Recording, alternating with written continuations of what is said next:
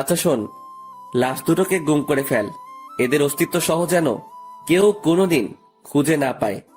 আচ্ছা ভাই, আপনি সেসব নিয়ে একদম টেনশন করবেন না। আমরা লাশ দুটোকে জায়গা মতো দাফন করে দিব। কেউ আর কোনোদিন তাদের খোঁজও পাবে না।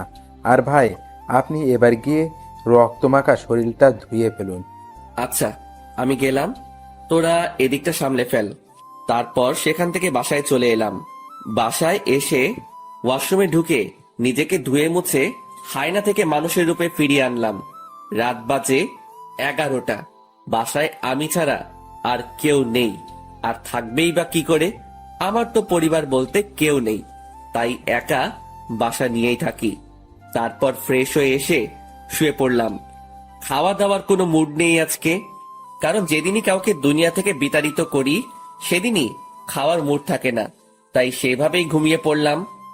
পরের দিন সকালবেলায় ঘুম থেকে উঠে রেডি হয়ে নিলাম, কারণ কলেজে যেতে হবে।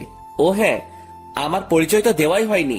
চলেন কলেজে যেতে যেতে সংক্ষিপ্ত করে পরিচয়টা দিয়ে দেই। আমি আকাশ মাহমুদ, সেটা তো কারোর অজানা নয়। পড়ালেখা অনার্স শেষ বর্ষ। পরিবার বলতে কেউ নেই। ছোটকাল থেকেই এতিমখানায় বড় হয়েছি। বাকি সমস্ত কিছু গল্পের সাথে থাকলে জানতে পারবেন। আপনাদের সাথে কথা বলতে বলতে কলেজে এসে পৌঁছেছি। আমি কলেজের গেট দিয়ে প্রবেশ করতেই সবাই আমাকে দেখে মাথা নিচু করে ফেলে, কারণ তারা সবাই আমাকে ভালো করে চিনে। যে কলেজে ঘাটতেরা কেউ যদি থাকে সেটা হলাম আমি, তাই ভয়ে কেউ কখনো লাগতে আসে না। আর আমি এই পুরো কলেজে নিজের হুকুমত চালাই। আমার মুখের উপরে কথা বলবে এমন কোন বাপের বেটা জন্ম নেয়নি এই কলেজে। ঠিক তখনই আমার ক্লোজ ফ্রেন্ড মামুনের সাথে দেখা হয়। পুরো কলেজে এই মামুন এই মাত্র একজন ব্যক্তি যে কিনা আমার সবচাইতে কাছের মানুষ। তার সাথেই আমার সমস্ত উঠা বসা। কি রে আকাশ, কখন আসলি? এই তো একটু আগে। তুই? আমি মাত্র এসেছি। আচ্ছা, সকালের মেডিসিন নিয়ে এসিস এখনো? আরে না রে, ঘর থেকে বের হয়ে সোজা কলেজ এসেছি। তুই নিয়েছিস নাকি মেডিসিন? আরে না, আমিও তোর মতন ঘর থেকে বের হয়ে সোজা কলেজেই এসেছি। আচ্ছা দাঁড়া, একজনকে দোকানে পাঠাচ্ছি। ঠিক তখনই পাশ দিয়ে একটা ছেলে হেঁটে যাচ্ছিল। এই এদিকে আয় তো। ছেলেটা আকাশের ডাক শুনে তাড়াতাড়ি আকাশের কাছে আসে। জি ভাইয়া। পকেট থেকে টাকা বের করে ছেলেটার হাতে ধরিয়ে দিলাম। যা তো সামনের দোকান থেকে 2টা বেনসন সিগারেট নিয়ে আয়। ভাইয়া প্লিজ টাকাটা আপনার কাছে রেখে দিন, আমি আমার টাকা নিয়ে আনতেছি। আরে লাগবে না, তুই টাকাটা নে। ভাইয়া প্লিজ, আপনি টাকাটা রেখে দিলে অনেক খুশি হতাম। আচ্ছা ঠিক আছে, যা। তারপর ছেলেটা সিগারেট আনতে চলে গেল। মামুন এত সময় ধরে এই মেডিসিনের কথাই বলছিল। আচ্ছা বল, কিরকম হালচাল তোর? এই তো দোস্ত, তোর? আমার আর কি, ওই একই রকম কাটে দিনকাল। আচ্ছা আকাশ, তোকে তো একটা কথা বলতে ভুলে গেছি। আজ নাকি কলেজে অনার্স প্রথম বর্ষের অ্যাডমিশন পরীক্ষা হবে। সেই বিষয়ে কি তুই কিছু জানিস? হ্যাঁ শুনেছিলাম। যাক, শুনলে তো ভালো, কারণ প্রথম সেকশনের অ্যাডমিশন হলে তো তোদেরকে কলেজের নিয়ম সম্পর্কে অনেক কিছু জানাতে হয়। সিনিয়রদেরকে রেসপেক্ট করার বিষয় সম্পর্কেও তাদেরকে অবগত করতে হয়। মামুন, তুই মনে হয় এখনো সেই পুরনো দিনে পড়ে আছিস। শোন, তোকে একটা কথা বলি, কলেজে অ্যাডমিশন নিলেই বাকিদের মুখে আমাদের সম্পর্কে জেনে যাবে তারা। নিজেদের নাম ডাক ঢোল বাজিয়ে ওদেরকে জানানোর কোনো প্রয়োজন নেই। হ্যাঁ ঠিক বলেছিস।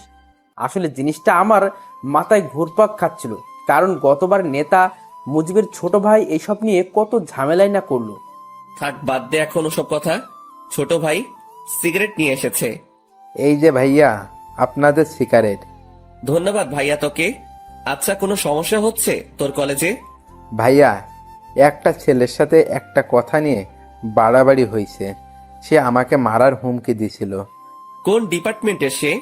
আমাদের ডিপার্টমেন্টের। এখন সোজা গিয়ে ওরে বলবি আকাশ ভাই তোরে ডাকতেছে। ওরে সাথে নিয়ে তুই সহ এখানে আসবি। আচ্ছা ভাইয়া। আমি আর মামুন বসে বসে আড্ডা দিচ্ছি। একটু পর ছেলেটা তার ডিপার্টমেন্টের ছেলেটাকে সঙ্গে করে নিয়ে আসে আমার কাছে। ছেলেটা মাথা নিচু করে দাঁড়ায় আছে। কিরে, তুই নাকি ওরে মারবি বলে হুমকি দিছিস? ছেলেটা চুপচাপ দাঁড়িয়ে আছে আকাশের সামনে। কিরে, কথা বলস না কেন? আমি যে তোকে কিছু জিজ্ঞেস করেছি সেটা কি তোর কানে যায় নাই? ভাই হ্যাঁ দিছিলাম হুমকি। ছেলেটার কথা শুনে রাগ উঠে গেল। আমি কলেজে থাকতে একজন আরেকজনকে মারার হুমকি দেয়। রাগটা আর কন্ট্রোল করতে পারলাম না, ঠাস করে একটা থাপ্পড় বসাই দিলাম ছেলেটার গালে। আজকের পর ওইসব চিন্তা মাথা থেকে ঝেড়ে ফেল। এই ছেলে আমার ছোট ভাইয়ের মতন, ওরে মারা তো দূরের কথা, ওসব নিয়েও যদি ভাবিস তাহলে সোজা উপরের টিকিট কাইটটা হাতে ধরাই দিব। ভাই আমার ভুল হয়ে গিয়েছে, আজকের পর কোনোদিন ওর সাথে ভেজাল করব না। শুধু ওর সাথে কেন, কারোর সাথেই করব না। হইছে, যা এবার ক্লাসে যা। আর ভাইয়া শোন, এই ছেলে যদি নেক্সট টাইম কোনো ধরনের কোনো কিছু করে তাহলে সোজা আয়শা আমারে বলবি। শুধু সে না, পুরো কলেজের কেউ যদি তোর সাথে আয়শা কোনো সমস্যা করে আমারে জানাবি। আর নে এই টাকাটা, বলে ছেলেটার হাতে একটা 100 টাকার নোট গুজে দিলাম। তুই আরেকদিন সিগারেট খাওয়াস, কিন্তু আজ যদি তোরে টাকা না দেই সেটা এক ধরনের ঘুষ হয়ে যাবে। তাই টাকাটা দিয়ে দিলাম, যা এবার মন দিয়ে ক্লাস কর। আচ্ছা ভাইয়া। ছেলেটা চলে গেল। আমি আর মামুন আবার কথা বলায় ব্যস্ত হয়ে গেলাম। আজও ক্লাস করব না। আমরা প্রায় সময় ক্লাস না করে দুজন কলেজের বাহিরে বসে আড্ডা দেই। দুজন মিলে আড্ডা দিচ্ছিলাম, ঠিক তখনই কলেজের ফার্স্ট ইয়ার অ্যাডমিশনের জন্য মানুষ আসা শুরু হয়ে গেল। সবাই নিজের গার্ডিয়ান নিয়ে এসেছে। অ্যাডমিশনের লম্বা সিরিয়াল লেগে গেছে প্রিন্সিপালের রুমের বাহিরে। সবাই কিন্তু অনলাইনেই অ্যাপ্লাই করেছে, কিন্তু আজ আসার কারণ হলো প্রথম দিনের ফর্মালিটিস পূরণ করা। প্রিন্সিপালই আজকে সবাইকে দেখা করতে বলেছে। আমরা তাদের দিকে খেয়াল না করে নিজেদের মতন আড্ডা দিচ্ছি। আড্ডা দিতে দিতে হঠাৎই নজর পড়লো একটা মেয়ের দিকে, যে কিনা ধবধবে একটা সাদা জামা পরিধান করে গুটি গুটি পায়ে হেঁটে প্রিন্সিপালের রুমের সামনে গিয়ে দাঁড়ালো, যেখানে সবাই দাঁড়িয়ে অপেক্ষা করছে প্রিন্সিপালের সাথে দেখা করার জন্য। মেয়েটাকে দেখে আমার ধ্যান তার দিকে আটকে গিয়েছে। কিরে, এই মেয়েটাকে তো আগে কখনো কলেজে দেখিনি। নতুন বর্ষে হয়তো অ্যাডমিশন নিতে এসেছে সে, কিন্তু তার গার্ডিয়ান কোথায়? সবাই নিজের গার্ডিয়ান নিয়ে এসেছে, কিন্তু সে একাই কেন এলো? হাজারটা প্রশ্ন ঘুরপাক খাচ্ছে মেয়েটাকে নিয়ে। তখনই মামুন আমায় ধাক্কা দিল হাত দিয়ে। কিরে, কোন দুনিয়ায় হারিয়ে গেলি? দোস্ত দেখ তো মেয়েটাকে। হ্যাঁ সুন্দর আছে রে মামা। শুধু কি সুন্দর নাকি, আমার কাছে তো হুড়পড়ি লাগছে।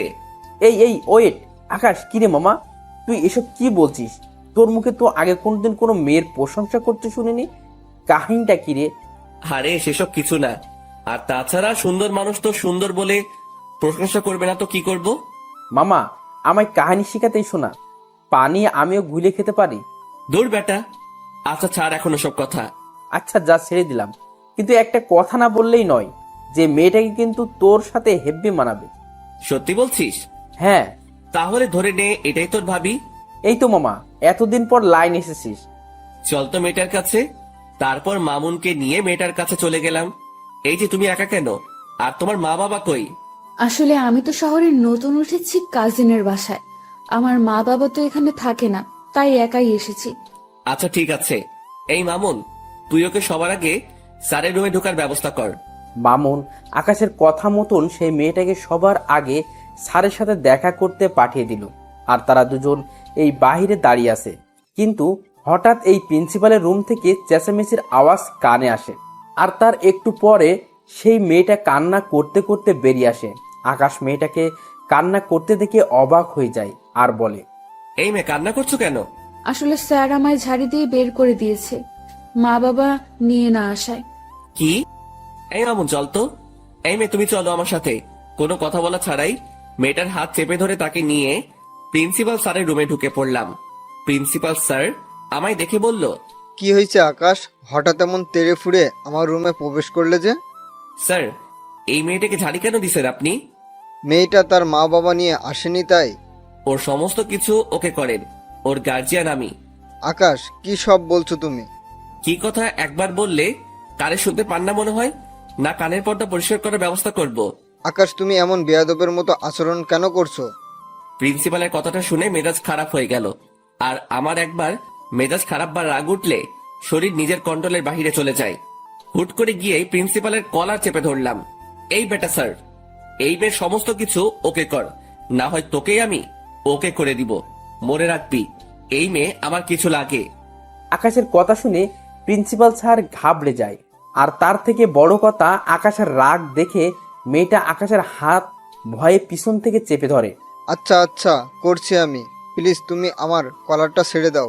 ঠিক আছে, আজকের মতন বেঁচে গেলি। তবে হ্যাঁ, একটা কথা, মেয়েটার যাতে কোনো রকমের সমস্যা না হয় এই কলেজে, তাহলে কিন্তু বেয়াদবির লিমিট আমি পার করে দিব। না না, মেয়েটার কোনো সমস্যা হবে না কলেজে। মেয়েটাও আকাশকে ছেড়ে দেয়। হ্যাঁ, চললাম আমি। আর এই মেয়ে, তোমার নামটা কি জানো? আমার নাম দিয়া। মাশাআল্লাহ, অনেক সুন্দর নাম। তোমার সমস্ত কিছু স্যার ওকে করে দিবে। তুমি কাজ শেষ করে একটু বাহিরে এসে দেখা করো আমার সাথে। আচ্ছা। আমি আর মামুন বাহিরে চলে আসলাম। তার একটু পরই মেয়েটা কাজ শেষ করে বাহিরে আসলো। তাকে ইশারা করে আমার কাছে আসতে বললাম। সে আমার কাছে আসতেই কেমন যেন একটা পাগল করা স্মেল নাকে ভেসে আসলো। সাথে সাথে মেয়েটাকে টান দিয়ে নিজের কাছে নিয়ে আসলাম আর হুট করে তার কপালে একটা চুমু এঁকে দিলাম। এই দৃশ্য দেখে মেয়েটা আর মামুন দুজনেই হা করে তাকিয়ে আছে আমার দিকে। আমি আর মামুন বাহিরে চলে আসলাম। তার একটু পরই মেয়েটা কাজ শেষ করে বাহিরে আসলো। তাকে ইশারা করে আমার কাছে আসতে বললাম। সে আমার কাছে আসতেই কেমন যেন একটা পাগল করা স্মেল নাকে ভেসে আসলো। সাথে সাথে মেয়েটাকে টান দিয়ে নিজের কাছে নিয়ে আসলাম আর হুট করে তার কপালে একটা চুমু এঁকে দিলাম। এই দৃশ্য দেখে মেয়েটা আর মামুন দুজনেই হা করে তাকিয়ে আছে আমার দিকে। লজ্জায় পড়ে গেলাম দুজনের সামনে। আরে আকাশ, টেনশন নিস না, আমি কিছুই দেখিনি। মামুনের কথা না হয় বাদ দিলাম, কিন্তু মেয়েটাকে কি বলবো এখন আমি? তাও কিছু তো একটা বলতে হবে। আসলে দিয়া, সরি, আমি কোনো একটা মোহে পড়ে গিয়েছিলাম। দিয়া আকাশের কথার কোনো উত্তর না দিয়ে চুপচাপ দাঁড়িয়ে আছে। দিয়া, তুমি কি রাগ করলে? না, রাগ করিনি। তাহলে ঠিক আছে, দেখে আমার পাশে বসো। দিয়া আমার কথা মতন আমার পাশে এসে বসলো।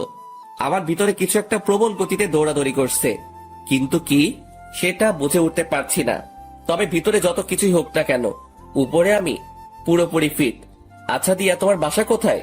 আমার বাসা গ্রামে। আমি পড়াশোনার জন্য আমার এক আত্মীয়ের বাসায় উঠেছি। ও, যাক ভালোই। তবে শোনো, কলেজে কোনো ঝামেলা হলে আমায় জানাবে। না হয় আমার নাম বললেই সব ঝামেলা মিটে যাবে। কিন্তু তুমি আমার নাম জানো তো? জি জানি, আপনার নাম আকাশ। প্রিন্সিপাল স্যার তখন আপনার নাম বলায় জেনেছি। হ্যাঁ, আমার নাম আকাশ। আচ্ছা স্যার কবে থেকে কলেজে আসতে বলেছে? আগামীকাল থেকে। ঠিক আছে, সময় মতো চলে এসো। আর আমার নাম্বারটা দিচ্ছি, কোনো সময় দরকার হলে আমায় ফোন করো। আচ্ছা, এবার কি আমি যাব? হ্যাঁ, যাও। মেয়েটা আমার থেকে নাম্বারটা নিয়ে সোজা চলে গেল। আমি মেয়েটা চলে যাওয়ার দিকে এক নজরে তাকিয়ে আছি, কিন্তু অবাক করা বিষয় ঘটলো যখনই আমি মামুনের দিকে তাকালাম। তখন মামুন আমার দিকে চোখ পাকিয়ে তাকিয়ে আছে। কিরে মামুন, আবার কি হলো? আকাশ, মেয়েটা এই অল্প সময়ের মাঝেই তোর ভিতরে শক্ত করে গেঁথে গিয়েছে মনে হচ্ছে। জানি না রে কিছু আমি। না জানিস বললে তো আর হয় না, কারণ নিজের চোখেই সব দেখলাম। যেই ছেলে কোনোদিন কোনো মেয়েকে পাত্তা দেয় না, সে আজকে একটা মেয়েকে চুমু পর্যন্ত খেয়ে ফেলেছে। শুধু তাই নয়, মেয়েটার ভালো মন্দের খোঁজ নেওয়া হচ্ছে আবার। আরে মামুন, কি শুরু করলি বলতো? হ্যাঁ, সত্যি বললে মানুষ যেতে যায়। থাক, আর কিছু বলবো না। হ্যাঁ, তুই আর কিছু না বলেই ভালো। মামুন চুপ হয়ে গেল। আর তখনই পকেটে থাকা ফোনটা বেজে ওঠে। ফোনটা হাতে দিয়ে দেখি ছোট ভাই আরাফাতের ফোন। সাথে সাথে ফোনটা রিসিভ করলাম। কিরে, হঠাৎ এই সময় ফোন দিলি যে? কিছু হয়েছে নাকি? না ভাই, তেমন কিছু না, তবে বিশাল একটা জিনিস হাতে লেগেছে। কি? ভাই, যেই ছেলেগুলো আপনাকে মারতে এসেছে তারা মাস্তান নামক একটা গ্যাংয়ের ছেলেপেলে। কিন্তু অবাক করা বিষয় হলো, কেউ তাদেরকে হায়ার করেছে আপনাকে মারার জন্য। আর যে হায়ার করেছে সে একটা মেয়ে। আমি সেই মেয়েটা সম্পর্কে খোঁজ লাগিয়েছি, কিন্তু কোনো খবরেই বের করতে পারিনি। তবু এইটুকু বের করতে পেরেছি, মেয়েটা নাকি অনেক বড় মাফিয়া, যার ধরাছোঁয়ার কাছে যেতে হলেও নাকি 1000 বছর লেগে যাবে। আরাফাতের মুখে এসব কথা শুনে থতমত খেয়ে গেলাম। হঠাৎ একটা মেয়ে আমায় মারার জন্য উঠে পড়ে কেন লেগেছে? আমি তো কারোর তেমন কোনো ক্ষতি করিনি।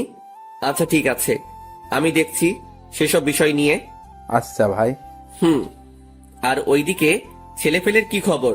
হ্যাঁ ভাই, ভালোই। যাক, ভালো হলেই ভালো। আচ্ছা শোন, এখন ফোনটা রাখলাম, পরে কথা বলবো। নে, তোর সাথে আমি। তারপর ফোনটা রেখে দিলাম।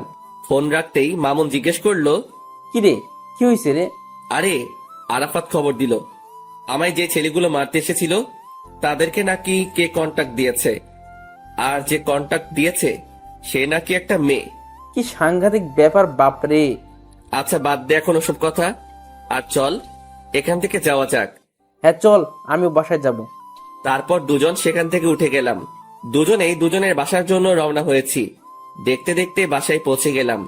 বাসায় এসে কিছু কাপড় চোপড় অপরিষ্কার ছিল, সেসব ধুয়ে মুছে শুকাতে দিলাম। তারপর খেয়ে দিয়ে ঘুমিয়ে পড়লাম। বিকেল বেলায় ঘুম থেকে উঠে কাপড়গুলো এনে লন্ড্রিতে পাঠিয়ে দিলাম। এমন টুকিটাকি কাজ করতে করতে দিনটা কেটে গেল। পরের দিন সকালবেলায় ঘুম থেকে উঠে রেডি হয়ে কলেজের উদ্দেশ্যে রওনা হব। তখনই থানার ওসি ফোন দিল আমায়। আকাশ ভাই, আপনি একটু আর্জেন্ট থানায় এসে দেখা করুন, আপনার সাথে জরুরি কিছু কথা ছিল।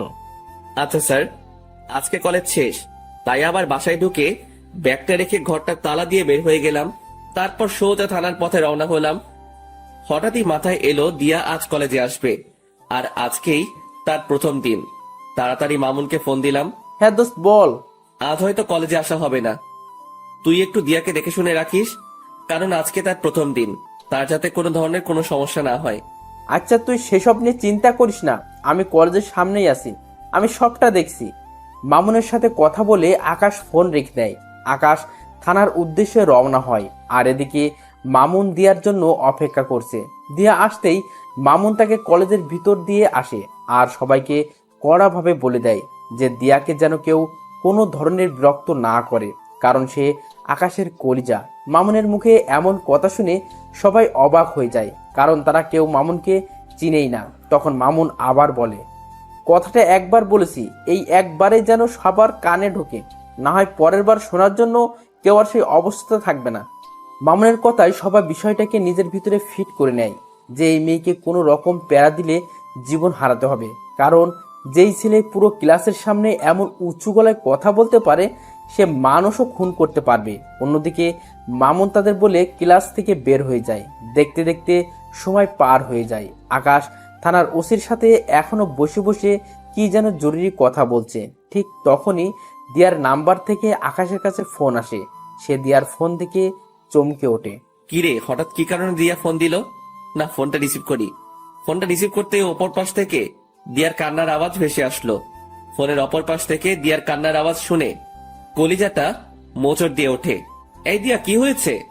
আপনি কোথায়? তাড়াতাড়ি কলেজে আসেন, আমার আপনাকে প্রয়োজন। আচ্ছা আসছি, কিন্তু কি হয়েছে সেটা তো বলবে। ব্রেকের সময় আমি কলেজ থেকে একটু বের হয়েছিলাম, তখনই হুট করে কোথা থেকে যেন একটা ছেলে আসে আর আমার সাথে অসভ্যতামি শুরু করে। শুধু তাই নয়, সেখানে একটা ছেলে আমার ওড়নায় টান দিয়ে ধরে বলে আমার শরীর নাকি তার চাই। দিয়ার মুখে এই সমস্ত কথা শুনে পায়ের রক্ত মাথায় উঠে যায়। সাথে সাথে ওসির সামনে থেকে উঠে হাঁটা দিলাম। আকাশ ভাই, কোথায় যাচ্ছেন আপনি? স্যার, আমার একটা জরুরি কাজ পড়ে গেছে, আমি আপনার সাথে পরে কথা বলবো এই বিষয়ে। সাথে সাথে ওসি স্যারের সেখান থেকে বের হয়ে জলদি কলেজের উদ্দেশ্যে রওনা হলাম। আর যেতে যেতে মামুনকে ফোন দিলাম। হ্যালো মামুন। আরে আকাশ, আমি এখনই তোকে ফোন দিতাম।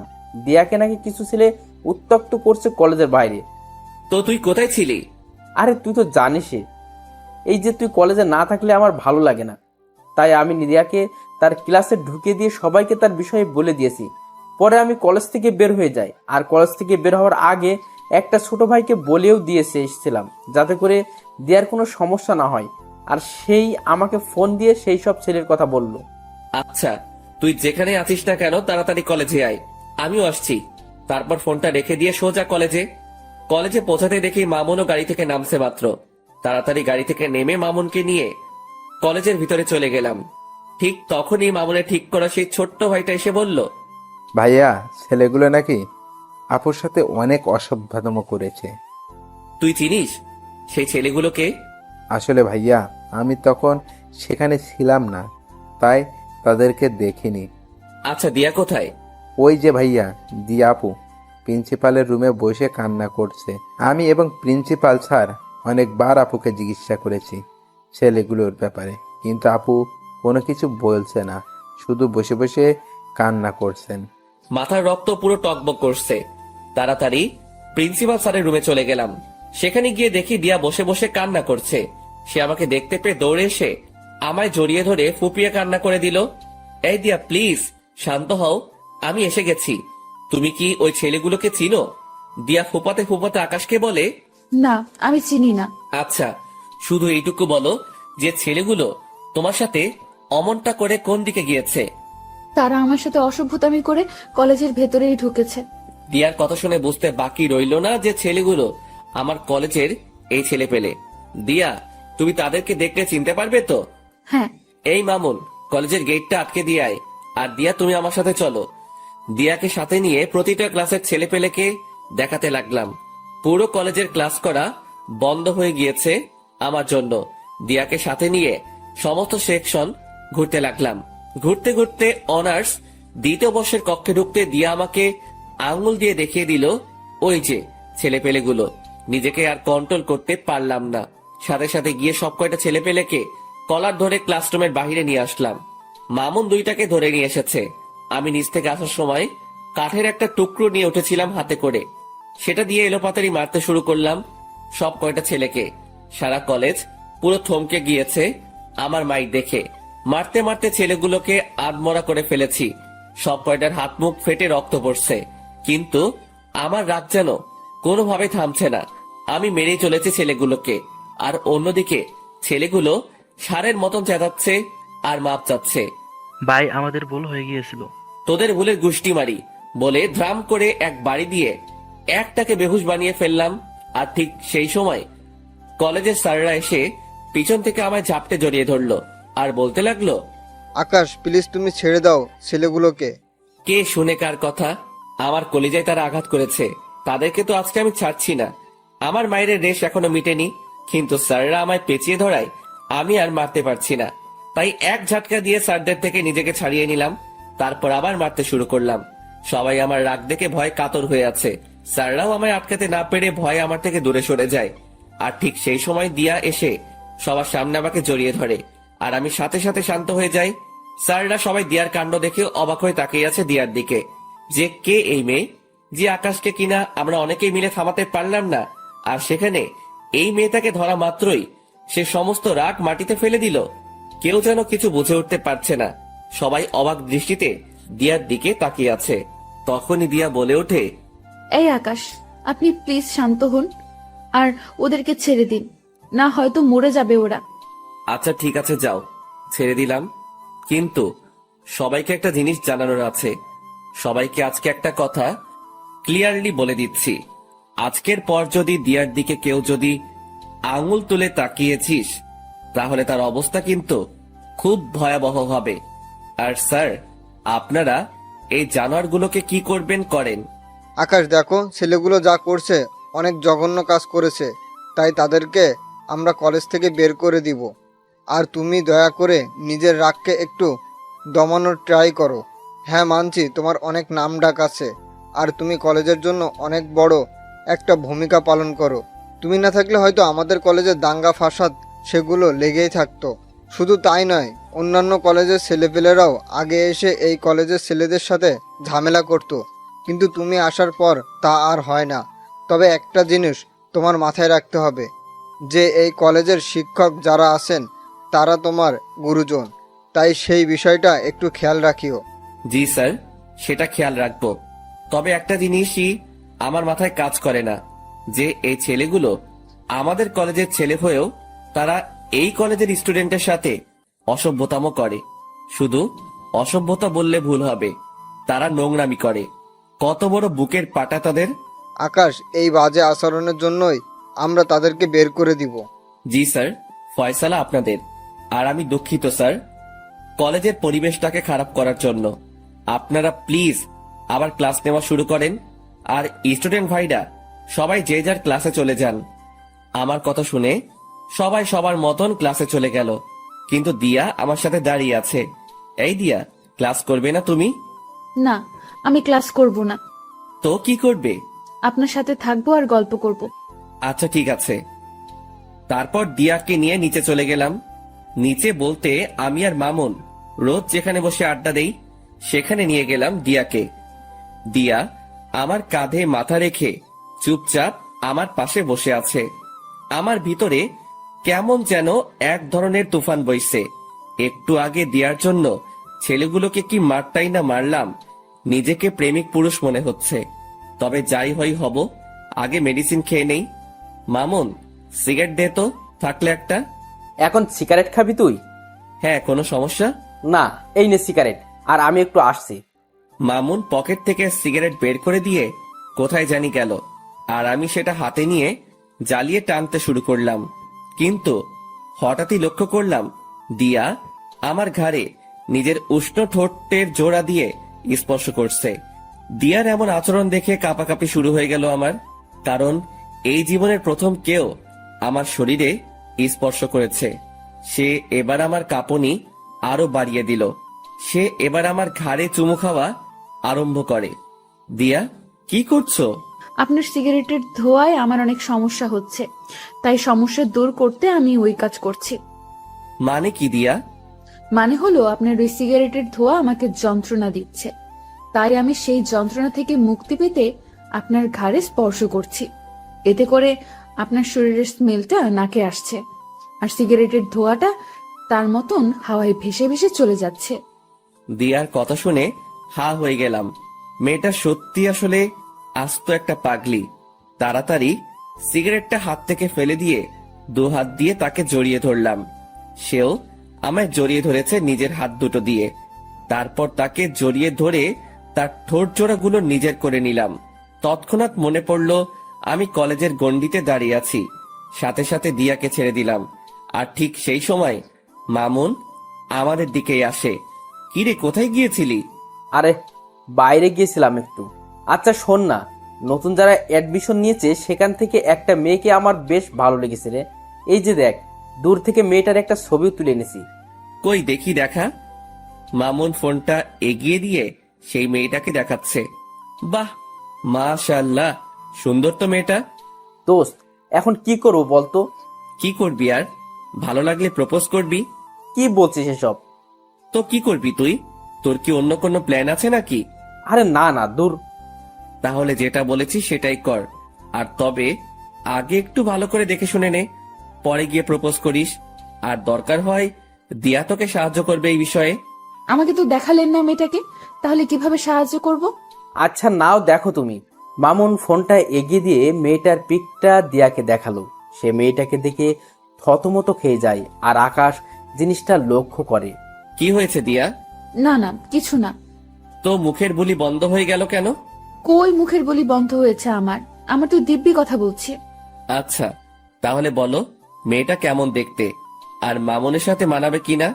মোটামুটি সুন্দরী, আর মামুন ভাইয়ের সাথে মানাবে বলতে রংঠং দেখে তো মনে হচ্ছে মানাবে, কিন্তু পরে কি হয় কে জানে। পরে কি হবে মানে বুঝলাম না।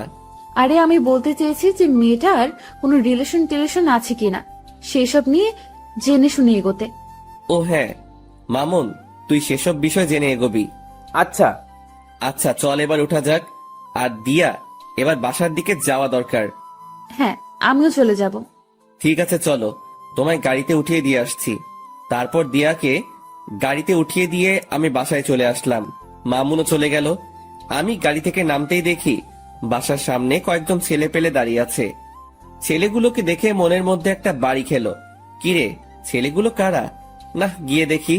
আর একটু সামনে যেতেই দেখতে পেলাম আরাফাত ঘরের দরজায় বসে আছে। সে আমাকে দেখতে পেয়ে উঠে দাঁড়িয়ে গেল। কিরে, হঠাৎ তুই এখানে? আর ছেলেপেলেগুলো কে? ভাই, একটা জিনিস দেখাতে এসেছি আপনাকে। আর ছেলেগুলো আমাদের দলেরই ছেলেপেলে, কিছুদিন আগে আমাদের গ্রুপে জয়েন হয়েছে। ও আচ্ছা, কি দেখাবি দেখি, দেখা। আরাফাত পকেট থেকে ফোন বের করে আকাশের হাতে দিয়ে বলে, ভাই, ছবিটা দেখেন। এই ছবির মেয়েটাই নাকি সেই মাফিয়া মেয়েটা যে আপনাকে মারার জন্য ছেলেগুলোকে সুপারি দিয়েছিল। আরাফাতের হাত থেকে ফোনটা নিয়ে ছবিটার দিকে তাকাতেই বড় সড়ো একটা শক খেলাম। ও আল্লাহ, কি করে সম্ভব এটা? এটা তো সেই মেয়ে যাকে মামুন পছন্দ করে, যার ছবি সে আমাকে আর দিয়াকে দেখিয়েছিল। আরাফাত, তুই কি শিওর এটাই সেই মেয়ে? ভাই, তথ্য তো সেমনটাই পেলাম। কিন্তু আমার কেন জানি মনে হচ্ছে এই মেয়েটা সেই মাফিয়া মেয়েটার না।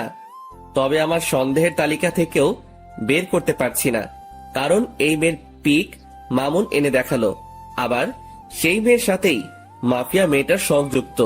সবকিছুই কেমন যেন গোলমাল পাকিয়ে যাচ্ছে। আচ্ছা আরাফাত, তুই না বলেছিলি যে সেই মাফিয়া মেয়েটার ধারে কাছে যাওয়াও সম্ভব না, কিন্তু এখন তোরা এত সহজে এই মেয়েটার পিক পেলি কোথায়? হ্যাঁ, আমি বলেছিলাম, কিন্তু ভাই খবরই তো এই মেয়ের পিকে দিল। ভালো করে দেখ কোনো ভুল মেয়ের পিক দিয়েছে কিনা। ভাই সেটা কি করে সম্ভব? যে আমাদের জন্য সব সময় কাজ করে, যে আমাদেরকে সব সময় সমস্ত রকমের তথ্য দেয়, সেই মানুষটা আশা করি আমাদেরকে ভুল ইনফরমেশন দিবে না। তাও ঠিক বলেছিস। আচ্ছা ঠিক আছে, মেয়েটার বিষয়টা আমি দেখছি, কারণ মেয়েটা আমার চোখের সামনেই চলাচল করে বা করতে হবে। ওকে ভাই। আরাফাতরা চলে গেল, কিন্তু আমার ভিতরে এখনো সেই জিনিসটা ঘুরপাক খাচ্ছে যে আরাফাত যার ছবি দেখালো সেই মেয়েটাই কি সেই মাফিয়া? না, এর উত্তর আমার জানা নেই।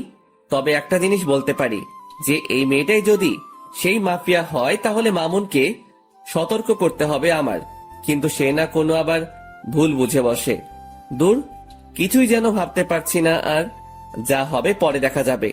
আগে নিজের মাথা ঠান্ডা করি, তারপর বাসায় ঢুকে বিছানায় গা এলিয়ে দিলাম। সাথে সাথে ঘুম চলে আসে। গোসল, খাওয়া দাওয়া সমস্ত কিছুই রসাতলে গিয়েছে। এক ঘুমে বিকাল হয়ে গেল। ঘুম থেকে উঠে ফ্রেশ হয়ে নিলাম, তারপর গায়ে শার্ট লাগিয়ে বাসা থেকে বের হয়ে গেলাম। আর বের হওয়ার সময় মামুনকে ফোন দিয়ে পার্কে আসতে বললাম। তারপর আমি বাসা থেকে বের হয়ে সোজা পার্কে চলে গেলাম। সেখানে গিয়ে দেখি মামুন আগে থেকেই হাজির। কি রে, তুই কখন এলি? আরে একটু আগেই আসলাম। আচ্ছা মামুন, তোর যে মেয়েটাকে ভালো লেগেছে তার সম্পর্কে কিছু জানিস কি? আরে না, তেমন কিছু জানি না, তবে তার নাম আর তার বিষয়ে টুকটাকি কিছু জানতে পেরেছি। মেয়েটার নাম হলো ফাহা, আর সে নাকি অনেক চুপচাপ স্বভাবের একটা মানুষ। কোনো ছেলের সাথে নাকি সে মিশে না, আর তার এই জিনিসটাই আমার সবচাইতে বেশি ভালো লেগেছে। তার নামটা যেমন সুন্দর, তার চাল চলনও তেমন সুন্দর। আমার যে করেই হোক ফাহাকে চাই, ওকেই আমি নিজের বউ বানাবো। মামুনের কথা শুনে কিছু বলার মতন ভাষা খুঁজে পাচ্ছি না, কারণ ওর বিষয়ে যা জানি তা মামুনকে বললে তার মন খারাপ হয়ে যাবে। আর তাছাড়া সে আমায় ভুলও বুঝতে পারে, যে তার ভালো আমার সহ্য হয় না। না, ওকে এখন কিছুই বলা যাবে না, কারণ এখনো পুরোপুরি শিওর না যে সেই মেয়েকে। আগে আরো পাকাপোক্ত ভাবে শিওর হয়ে নেই, পরে না হয় মামুনকে জানাবো। আচ্ছা শোন, যাই করিস না কেন ভেবে চিন্তে করবি। হ্যাঁ, সেটা তো করবই। আচ্ছা চল, চা বা কফি কিছু খাওয়া যাক। হ্যাঁ চল। মামুনের সাথে একটা কফি শপে গেলাম। পরে সেখানে বসে কফি খেতে খেতে অনেকটা সময় আড্ডা দিলাম। পরে ঘরে চলে এসেছি। তারপর নিত্যদিনের ন্যায় সেদিনটাও কাটিয়ে দিলাম ঘরের মাঝে। পরের দিন সকালবেলা ঘুম থেকে উঠে কলেজে চলে গেলাম। আজ নিয়ত করেছি ক্লাস করব, তাই সেই মোতাবেক ব্যাগে বই নিয়ে কলেজে এসেছি। ঠিক তখনই মামুনের দেখানো সেই মেয়েটা আমার চোখের সামনে দিয়ে হেঁটে তার ক্লাসরুমে চলে গেল। আমি তার দিকে বাঁকা চোখে তাকিয়ে আছি, দেখছি কোন রকম কিছু চোখে পড়ে কিনা, কিন্তু কিছুই পড়ল না। তবে একটা জিনিস নোটিশে করেছি, মেয়েটা কেমন যেন স্বাভাবিক না। মানুষ হাঁটাচলা করলে আশেপাশে একটু হলেও দেখে, কিন্তু তার নজর ছিল একদম মাটির দিকে। মেয়েটাকে নিয়ে মনের ভিতরে একটা কৌতূহল জাগলো, তাকে নিয়েই ভাবছিলাম। ঠিক তখনই দিয়া এসে আমাকে হাতের আঙ্গুল দিয়ে খোঁচা দেয়। এই যে মশাই, কি করছেন? আর এত গভীর মনোযোগ দিয়ে কি ভাবছিলেন? আরে না, তেমন কিছু না, এমনি দাঁড়িয়ে আছি। আচ্ছা তুমি কখন এলে? এই তো এক্ষুনি। আপনি? আমি একটু আগে এসেছি। আচ্ছা শোনো, তোমায় একটা দায়িত্ব দিলে সেটা পালন করতে পারবে? কি দায়িত্ব? তুমি মামুনের পছন্দ করা মেয়েটার দিকে নজর রাখো তো, যে সে কি করে বা তার আচার আচরণ কেমন। হঠাৎ ওই মেয়েকে নিয়ে আপনার চিন্তার মাত্রা বাড়লো কেন শুনি?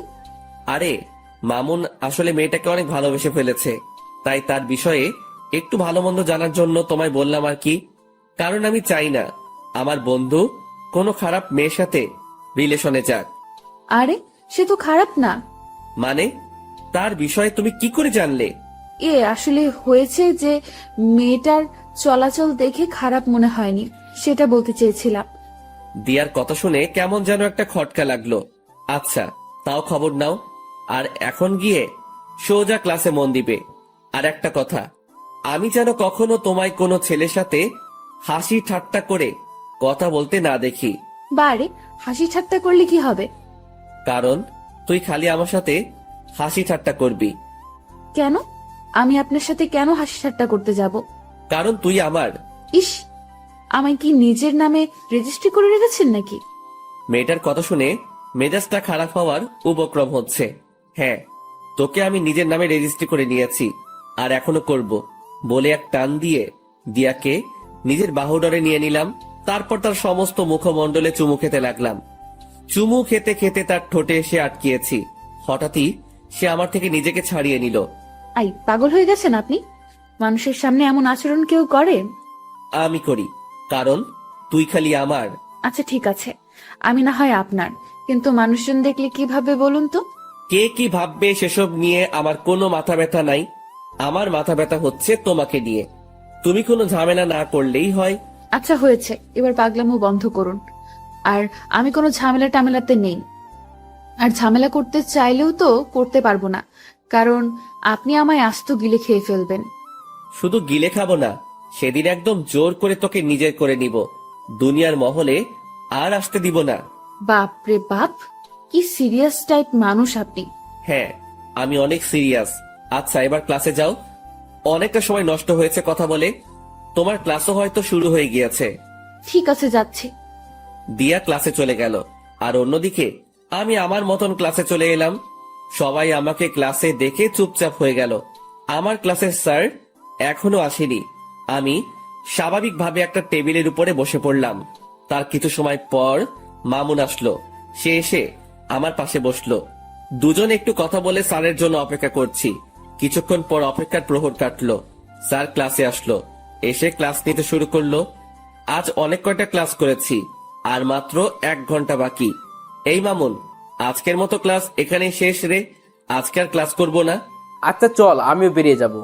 শেষ ঘন্টা না করে মামুনের সাথে বেরিয়ে গেলাম। ক্লাস থেকে বের হয়ে মামুনকে বললাম, মামুন চল তো, দিয়ার ক্লাস থেকে ঘুরে আসি। হ্যাঁ চল, এই সুযোগে আমি ফাঁকে দেখতে পারবো। মামুনকে নিয়ে দিয়ার ক্লাসে চলে গেলাম। দিয়া আমাকে দেখতেই ক্লাস না করে সকলের সামনে ব্যাগ হাতে নিয়ে চলে গেল। এই দিয়া, ক্লাস করবে না? না, আমি আর ক্লাস করব না। এই মেয়ে, আর 1 ঘন্টা আছে খালি ক্লাস শেষ হতে। ক্লাসটা শেষ করে বের হও একদম। দিয়া হঠাৎ করেই সকলের সামনে চেঁচিয়ে ওঠে। এই যে আমি বলেছি না যে আমি আর ক্লাস করব না। এই দিয়া, এতটা হাইপার হচ্ছ কেন তুমি? কারণ আমার এখন আর ক্লাস করতে ইচ্ছে করছে না, কিন্তু আপনি আমাকে ক্লাস করতে জোর করছেন, তাই হাইপার হয়েছি। তো কি করবে এখন? কি করব আর, আপনার সাথে বসে বসে ভালো কিছু মুহূর্ত কাটাবো। দিয়ার কথা শুনে ভিতরে লাড্ডু ফুটেছে মতন অবস্থা। আচ্ছা ঠিক আছে, দিয়াকে নিয়ে আমাদের বসার অবস্থানে চলে এলাম। মামুনও আমাদের সাথে এসেছে। দোস্ত, মেয়েটাকে দেখতে পেলি? না রে, তাকে তো ক্লাসের কোথাও দেখিনি। কারণ সে আপনারা আসার 1 ঘন্টা আগে ক্লাস থেকে বেরিয়ে গিয়েছি। ও আচ্ছা, কিন্তু কোথায় গিয়েছে? কে জানে কোথায় গিয়েছে, হয়তো বাসায় যাবে গেলে, না হয়তো কলেজেই থাকবে। কিন্তু তাকে তো আমরা কলেজের বাইরে দেখতে পাইনি। তাহলে হয়তো বাসায় চলে গিয়েছে। হ্যাঁ, সেটাই হবে হয়তো। মামুন ফাহাকে দেখতে না পেয়ে মন খারাপ করে ফেলে। আরে মামুন, তুই মন খারাপ করিস না। ভালোবাসার মানুষ কখনো এত সহজে ধরা দেয় না। দেখবি একসময় তুই ঠিকই তাকে নিজের করে পাবি। জানি না রে কি আছে কপালে, তবে মেয়েটা আমার কলিজার গেথে গিয়েছে। মামুনকে কি বলে সান্ত্বনা দিব জানি না, তবে মন থেকে খালি দোয়া এটাই করি যে সেই মেয়েটা যেন ভালো হয়, আর মামুনের সাথে যেন তার সমস্ত কিছুই সঠিকভাবে হয়। কিন্তু বর্তমানে মামুনের চেহারাটা পুরো আধার হয়ে আছে। ওকে সান্ত্বনা দেওয়ার মতন ভাষা খুঁজে পাচ্ছি না। তখনই মামুন বলে ওঠে, আকাশ, তোরা থাক, আমি বাসায় চলে গেলাম। আচ্ছা ঠিক আছে, চল আমরাও আজকে বাসায় চলে যাব। কিন্তু শোন, কালকে সেই মেয়েটা কলেজে আসলে আমি তোর বিষয়টা দেখব। তুই ভালো করে জানিস যে আজ পর্যন্ত কোনো কাজে আমি ফেল হইনি। সো তোর ব্যাপারেও হব না। ধন্যবাদ বন্ধু। তারপর সবাই সবার মতন বাসায় এসে গেলাম। দিয়াকে তার বাসায় পাঠিয়ে দিয়ে মামুন আর আমি যে যার মতন চলে গেলাম। এদিকে আমি বাসায় আসতেই দরজার নিচে একটা খাম চোখে পড়লো। কে যেন একটা খাম আমার দরজার নিচে রেখে গেছে। কৌতূহল করে সেটা হাতে উঠালাম। সেটা হাতে নিয়ে বুঝতে পারলাম খামটার ভিতরে কোনো একটা কিছু আছে। তারপর খামটা খুলতেই দেখি ভাঁজ করা একটা সাদা কাগজ। কৌতূহলটা যেন আরো বেড়ে গেল। কাগজের ভাঁজটা খুলে দেখি কিছু লেখা আছে কাগজটাতে। কোনো কিছু না ভেবে লেখাটা পড়তে শুরু করলাম। আপনি যাকে আপন ভাবছেন সে আপন নয়। মনে রাখবেন, বিকেল বেলায় সূর্য মেঘের আবরণে ঢেকে গেলে পরের সকালে সেই সূর্যই আবার নতুন রূপে আকাশে উদিত হয়। তারপর আর কিছু লেখা নেই। লেখাটা পড়ে আমার ভিতরটা মোচড় দিয়ে উঠল, কারণ লেখাটা আমায় কি ইঙ্গিত করতে চাইছে তা আমি বুঝে ফেলেছি। তাড়াতাড়ি কাগজটা ভাঁজ করে পকেটে রেখে দিলাম। তারপর চাবি দিয়ে দরজা খুলে বাসায় ঢুকে সোফায় গা ছেড়ে দিয়ে বসে পড়লাম। মাথাটা ভো ভো করে ঘুরছে। মনে হচ্ছে যেন নিজের ভিতরেই ঘূর্ণিঝড় বইছে। অনেকটা সময় সোফাতে বসেই কাটিয়ে দিলাম। দেওয়াল ঘড়িটার দিকে নজর পড়তেই দেখি ঘড়ির কাঁটা 2টা ছাড়িয়ে গেছে। তাড়াতাড়ি সোফা ছেড়ে উঠে ফ্রেশ হতে চলে গেলাম। কিছুক্ষণ পর ফ্রেশ হয়ে ওয়াশরুম থেকে ফিরে আসলাম। তারপর খাবার খেতে খেতে মাথায় আসলো আরাফাতের কথা। যেই ভাবা সেই কাজ। তাড়াতাড়ি খাওয়া দাওয়া সেরে আরাফাতকে ফোন লাগিয়েছি। হ্যাঁ ভাই, বলেন। শোনো, আমার কেন জানি মনে হচ্ছে মাফিয়া মেয়েটা আমার খুব নিকটে। তুই সেই মেয়েটা সম্পর্কে একটু ভালো করে জাস্টিফাই কর। আচ্ছা ভাই। তারপর ফোনটা রেখে দিলাম। কিন্তু আমার মনের ভিতরে বাড়ি খাচ্ছে অন্য কিছু নিয়ে। আমার মনে হয় না যে সেই ফাহা মেয়েটাই মাফিয়া। ধুর, এসব নিয়ে আর ভাবতে পারছি না। মাথায় আর চাপ না নিয়ে ঘুমিয়ে পড়লাম। বিকেল বেলায় মামুনের ফোন পেয়ে ঘুমটা ভেঙে গেল। কিরে মামুন, হঠাৎ ফোন দিলি যে? তোর সাথে একটু জরুরি কথা ছিল। তুই এখন কোথায় আছিস? কোথায় থাকবো আবার, বাসায় আছি। আচ্ছা, রেডি হয়ে শপিং মলে চলে আয়। ওকে। তারপর ফোনটা রেখে দিয়ে রেডি হয়ে শপিং মলে চলে গেলাম। সেখানে গিয়ে দেখি মামুন চোখ মুখ কালো করে বসে আছে। কিরে, কি হয়েছে রে? আকাশ, আসলে আমার কাছে একটা মেইল এসেছে। সেখানে কে যেন 2 বাক্যের কিছু একটা লিখে পাঠিয়েছে। কি সেটা? সেখানে লেখা আছে, ভাবিয়া করিবেন কাজ, না হয় হয়ে যাবে দের। আপনি যা হোক সাধারণ ভাবিতেছেন, সে আসলে ভয়ঙ্কর এক রক্তচোষা। এই লেখাটা কে যেন মেইল করেছে। এটার মানে কি আকাশ? মামুনের মেইলের 2 শব্দের বাক্য শুনে ভিতরটা পুরো শুকিয়ে গেছে। কারণ এই 2 শব্দের বাক্যটার অর্থ আমার জানা। মামুন আসলে কেউ একজন আমাদেরকে অনেক সতর্ক করতে চাইছে যে আমরা হয়তো কোনো বড়সড় বিপদে ফাঁসতে চলেছি। তাই কেউ একজন আমাদেরকে আড়াল থেকে বাঁচাতে চাইছে। কি সব বলছিস আকাশ? আমি সত্যিই বলছি, কারণ তোকে মেইল করেছে আর আমাকে দিয়েছে চিঠি। এই সমস্ত কিছুর পিছনে একজন আছে। সে হচ্ছে মাফিয়া মেয়েটা। আর সেই মাফিয়া মেয়েটাই হয়তো আমাদের আশেপাশে ঘুরঘুর করছে আমাদেরকে মারার জন্য। আর আমরা তাকে ভালো মনে করে তার সাথে চলাফেরা করছি। তাই কেউ একজন আমাদেরকে সতর্ক করতে চাইছে। আকাশ, সব কিছুই যেন আমার মাথার উপর দিয়ে যাচ্ছে। আচ্ছা, তুই এসব নিয়ে টেনশন করিস না। তুই শুধু ফাহার বিষয়টা নিয়ে ভাব, বাকি সমস্ত কিছু আমি সামলে নিব। আরে, ওই মাফিয়া মেয়ের মতন কত শত মেয়ে আসছে আর গেছে, কোনো দিন কেউ কোনো ক্ষতি করতে পারেনি, আর পারবেও না। সো খামোকা টেনশন না করাই ভালো। আর যদি কিছু হয় সেটা সময় দেখা যাবে। আকাশ, তাও টেনশন হচ্ছে রে। একদিকে ফাঁকে নিয়ে টেনশন, অন্যদিকে সেই মাফিয়া মেয়েটা। আরে বেটা, কিসের এত টেনশন তোর? হ্যাঁ, আচ্ছা, যা বাদ দিলাম সমস্ত কিছু। এবার কি অর্ডার করব বল? যা খুশি কর। আচ্ছা। মামুন তার নিজের মতন খাবার অর্ডার করলো।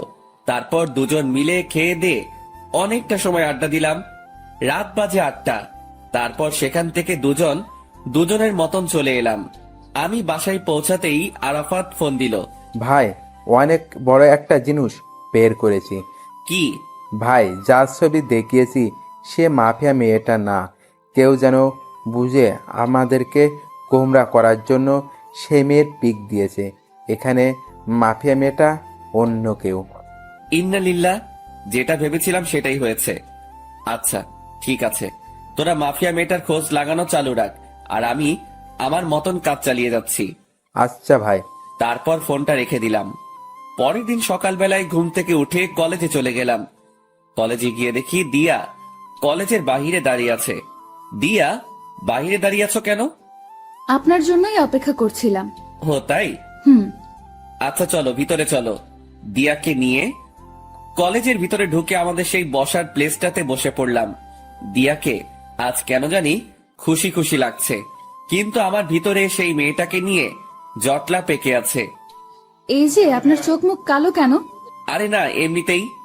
আমার তো মনে হয় না যে এমনিতেই, আমার তো মনে হচ্ছে যে কিছু একটা হয়েছে। আরে না বললাম তো। আচ্ছা ঠিক আছে, না হলে নাই। এবার দেখি আমাকে জড়িয়ে ধরে বসুন। হঠাৎ এমন পাগলামো করার মানে? পাগলামো কোথায় করছি? হ্যাঁ, আমি আমার প্রিয় মানুষটাকে জড়িয়ে ধরতে চেয়েছি, এটাতে পাগলামো কোথায়? দিয়ার কথা শুনে মুখে তালা লেগে গেল। মেয়েটার মনেও হয়তো আমার জন্য জায়গা হয়ে গিয়েছে, কিন্তু সে স্থির নেই। সে নিজেই আমাকে জড়িয়ে ধরে কাঁধে মাথা রাখলো।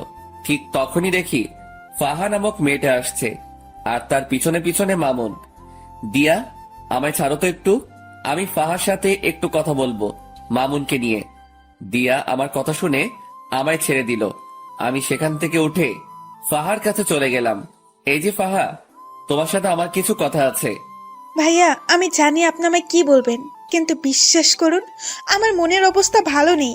কিছু একটা নিয়ে অনেক ঝামেলায় আছি। যদি কিছু মনে না করেন তাহলে কথাটা কালকে বললে হয় না? ফাহার কথা শুনে থতমত খেয়ে গেলাম। আমি কি বলতে চাইছি সেটা সে জানলো কি করে? মাথায় তো কিছুই খেলছে না। তাও নিজেকে স্বাভাবিক রেখে বললাম, আচ্ছা ঠিক আছে, কালকে বলবো। ধন্যবাদ ভাইয়া। মেয়েটা তারপর চলে গেল, আর তখনই মামুন এসে হাজির। দোস্ত, কি বলবো রে? তেমন কিছুই বলেনি, আর বলবেই বা কি করে? কারণ আমি তোর কথা তো তাকে বলিনি, কারণ তার নাকি আজ মন খারাপ, তাই সে কালকে শুনবে বলেছে আমার কথা। ও আল্লাহ জানে কি রিয়াকশন আছে ওর।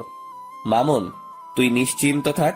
আর একটা জিনিস আমি লক্ষ্য করেছি, সে কিন্তু তোর বিষয়ে অলরেডি খবর পেয়ে গিয়েছে, কারণ তার হাবভাব দেখে সেটা আমি বুঝে নিয়েছি। সেটা কি করে জানলো?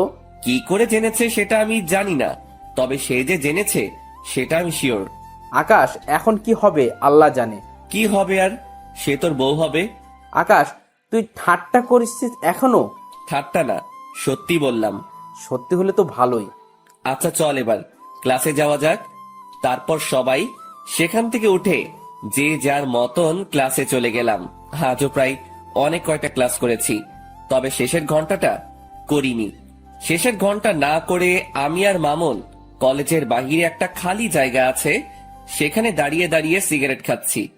হঠাৎই দেখি সেদিন কলেজের যে ছেলেগুলোকে আমি মেরেছিলাম দিয়ার জন্য, সেই ছেলেগুলো আরো সাথে অনেক ছেলে পেলে মিলে আমার দিকেই এগিয়ে আসছে, সবার হাতেই লাঠি ছোটা। ছেলেগুলোকে দেখে আমি মামুনকে বললাম, মামুন তাড়াতাড়ি জায়গা ত্যাগ কর এখান থেকে। কিন্তু কেন? কারণ এখানে একটা বড়সড় ঝামেলা হবে, তুই তাড়াতাড়ি জায়গা ত্যাগ কর, আমি এদিকটা দেখছি। না, আমি তোরে ছেড়ে কোথাও যাচ্ছি না, যা হবে দেখা যাবে। তুই আসলে একটা ঘাওড়া মামুন। হ্যাঁ, যা বলার বলতে পারিস।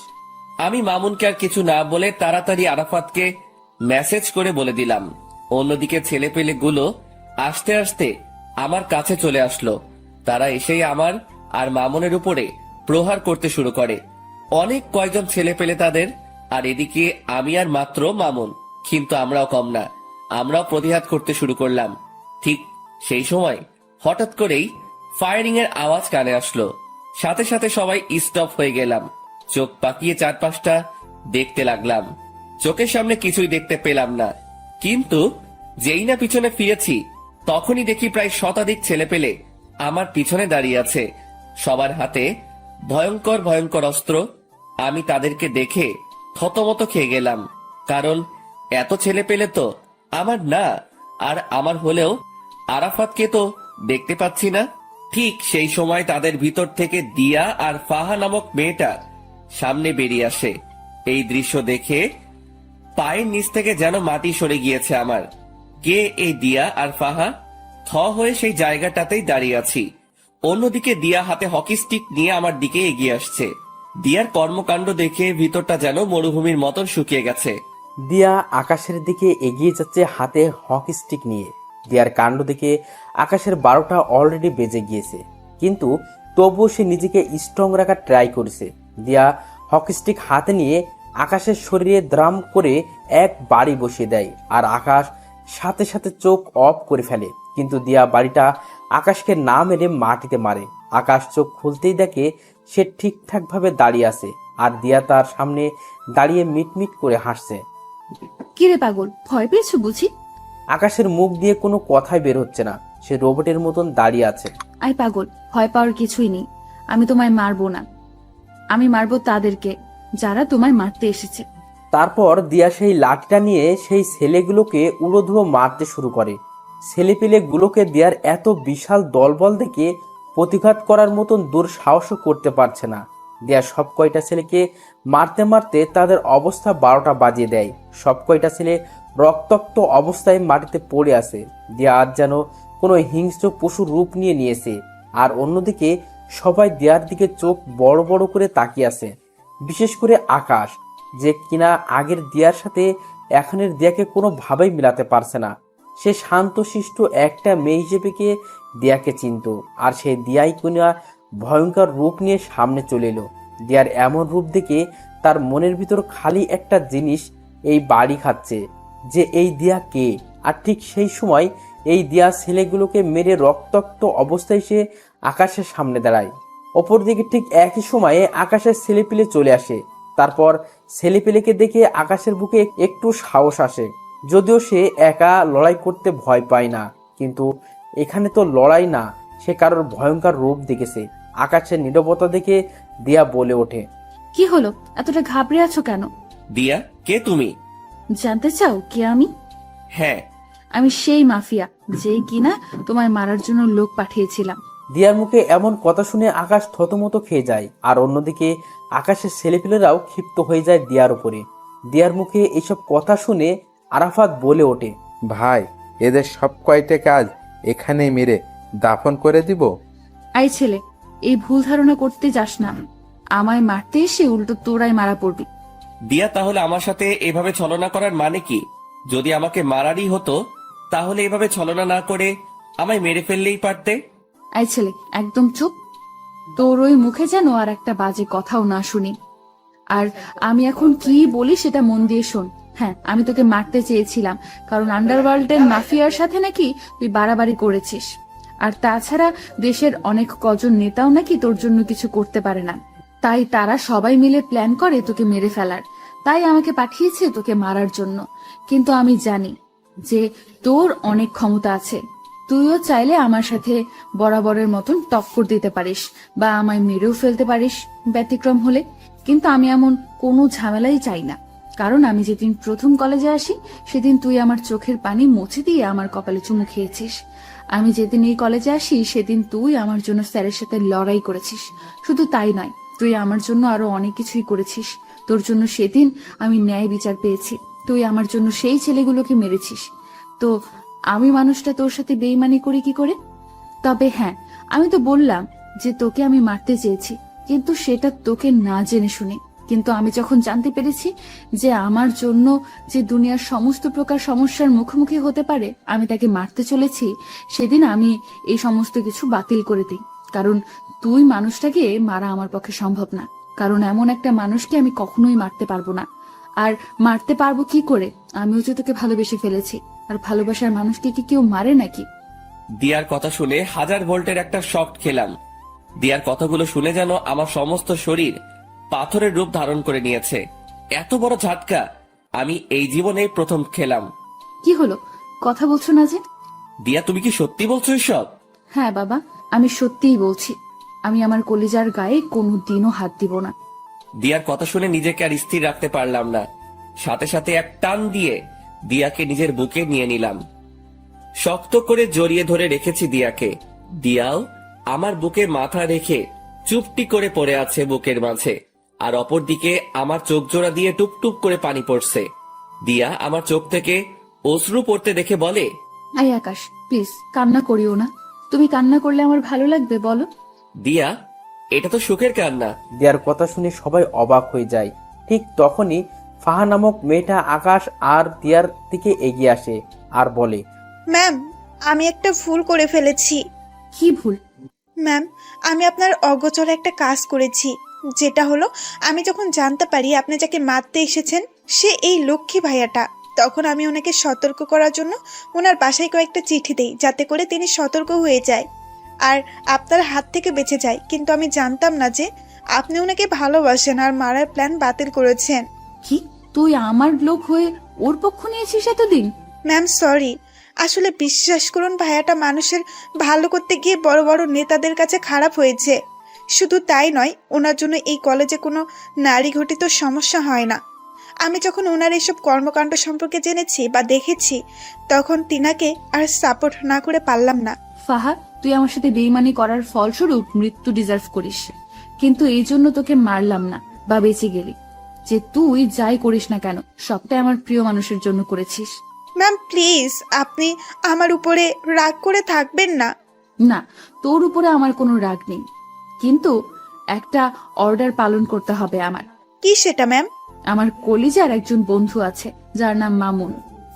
ওই যে ভাইটা দাঁড়িয়ে আছে, উনি তোকে ভালোবাসে। ম্যাম সেটা আমি আগেই জেনেছি। তাহলে আর দেরি কিসের? যা গিয়ে সবকিছু ঠিকঠাক করে নে। দিয়ার কথা শুনে ফাহা লজ্জায় লাল হয়ে আছে। এই যে লজ্জা পাওয়ার কিছুই নেই, যা বলেছি গিয়ে সেটা কর। আর আপনারা সবাই যে যার মতন চলে যান, যাদেরকে মেরেছি তারা এইভাবে পচে মরুক। আকাশ, তুমিও তোমার ছেলে পেলেকে চলে যেতে বলো। আচ্ছা। এই আরাফাত, তোরা সবাই চলে যা, তোদের সাথে আমার পরে কথা হবে। আচ্ছা ভাই। তারপর সবাই সবার মতন চলে যায়। আকাশের ছেলেপিলেরাও চলে যায়, আর অন্যদিকে দিয়ার কথা মতন তার লোকেরাও চলে যায়। আর এদিকে আকাশ দিয়াকে নিয়ে কলেজের ভিতরে প্রবেশ করে।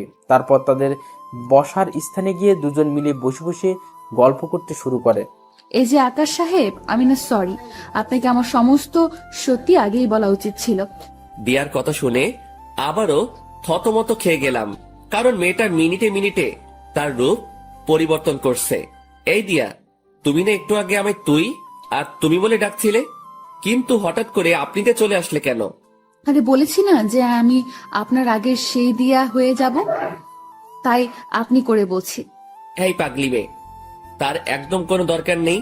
হ্যাঁ, তুমি আগের মতন হয়ে যাও, কিন্তু তুমি বলেই ডাকো, কারণ তোমার মুখে আপনি থেকে তুমি শুনতেই বেশি ভালো লাগে। তাই বুঝি? তাই। আচ্ছা দিয়া, তোমায় একটা কথা বলি। হ্যাঁ বলো। তুমি যে আমায় মারতে এসে মারলে না, এতে কি তোমার ক্ষতি করবে না ওরা, যারা তোমায় আমাকে মারার জন্য ঠিক করেছে? ইস, বললেই হলো নাকি? ওরা কি জানে যে আমার কলিজার কত পাওয়ার? ওরা কি জানে যে আমায় মারতে হলে তাদেরকে বিশাল একটা শক্তিশালী বটগাছ কাটতে হবে, যে বটগাছটা আমাকে ভালোবাসাতেই বেষ্টন করে রেখেছে? দিয়ার কথা শুনে শরীরটা নাড়া দিয়ে উঠলো খুশিতে। দিয়া, সত্যি তোমাকে পেয়ে আমি অনেক খুশি। আমিও তোমাকে পেয়ে অনেক খুশি। দিয়া আর আকাশ কথা বলছে নিজেদের মতন। ঠিক সেই সময় মামুন আর ফাহা মিটমিট করে হাসতে হাসতে তাদের দিকে এগিয়ে আসে। কি রে বেটা মামুন, ফাহাকে পেয়ে আজ অনেক খুশি মনে হচ্ছে? হ্যাঁ রে দোস্ত, আজকে আমি অনেক খুশি। যাক, তোর খুশিতেই আমরা খুশি।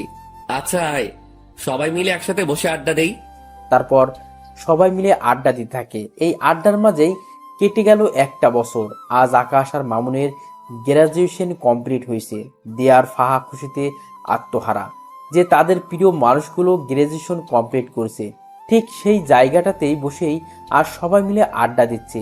এই বসাতেই আকাশ আর মামুন তাদের প্রিয় মানুষকে বিয়ে করে নেওয়ার প্ল্যান সাজিয়ে ফেলে। আগামী সপ্তাহে তাদের বিয়ে। দুই বন্ধুই একই দিনে বিয়ে করবে। দেখতে দেখতে বিয়ের দিন চলে আসে। দিয়ার পরিবার থেকে তার মা আসে, যিনি কিনা দিয়ার পরিবার, তার পরিবার আর কেউ নেই। অপরদিকে ফাহার পরিবার থেকে তার মা আর মামা আসে বিয়েতে। তার পরিবারও অনেক ছোট। মামার বিয়ে হয়ে গেছে, তিনি বউ নিয়ে আলাদা থাকেন। আর ফাহার আম্মু একাই থাকেন। আগে ফাহাও একসাথে থাকতো, কিন্তু তাদের পরিবারের অবস্থা খারাপ হওয়ায় ফাহা দিয়ার সাথে যোগ দেয়। আর দিয়াও পরিবারের চালাতে এই পন্থা অবলম্বন করে। দেখতে দেখতে দুই বন্ধুর বিয়ে হয়ে যায়। এদিকে বিয়ের সমস্ত কাজ সম্পন্ন হওয়ার পর আকাশ বাসর ঘরের সামনে দাঁড়িয়ে আছে। তারপর দরজা খুলে ভিতরে ঢুকে সে ভিতরে ঢুকে দেখতে পায় সারা বাড়ি অন্ধকার। সে দিয়াকে ডাক দেয়, কিন্তু দিয়া কোনো সারা শব্দ করে না। দিয়ার সারা শব্দ না পেয়ে হাতিয়ে হাতিয়ে সামনের দিকে এগিয়ে যায়। আর ঠিক তখনই কেউ একজন চাকু নিয়ে আকাশের পেটে ঢুকিয়ে দেয়। আকাশ সাথে সাথে চেঁচিয়ে ওঠে, আর সাথে সাথেই রুমের বাতি জ্বলে ওঠে। Happy birthday to you my dear কলিজা। অবাক হয়ে গেলাম রুমের অবস্থা দেখে, কারণ রুমটা পরিপূর্ণভাবে সাজানো, আর সামনে দিয়া, ফাহা, মামুন সবাই কেক নিয়ে দাঁড়িয়ে আছে। এই পাগল, ভয় পেয়েছো বুঝি? আমার পেটে কে যেন ছুরি ঢুকিয়ে দিয়েছে। আরে পাগল, ওটা খেলনা ছুরি ছিল। কি? বলে দিয়া, আর বাকি সবাই হেসে দেয়। দিয়া, তুমি আমার বার্থডে সম্পর্কে জানো কি করে? ও মা, এটা কি কথা? যাকে ভালোবাসি তার জন্মদিন সম্পর্কে জানবো না, এটা কি করে হয়? দিয়ার কথা শুনে খুশিতে আত্মহারা হয়ে গেলাম। এতটাই আত্মহারা হয়েছি যে দিয়াকে সবার সামনে জড়িয়ে ধরে কিস করে শুরু করলাম। আর তখনই মামুন বলে ওঠে,